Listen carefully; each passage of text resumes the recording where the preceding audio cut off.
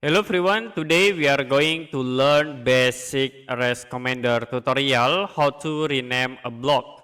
So as example, I will create object and you can convert this object into block. You can use block tools, press enter and I will set the name example for base point. I will click in this point.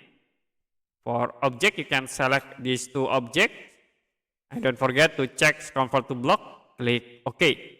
Now, if you click the object, it will be show the names as example.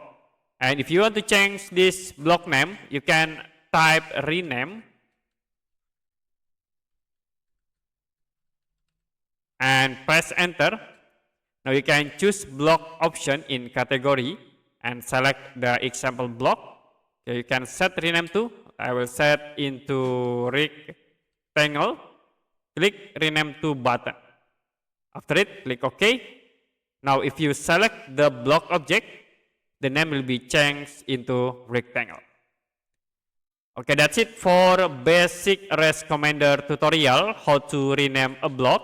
If you have any question about tutorial, you can comment below this video.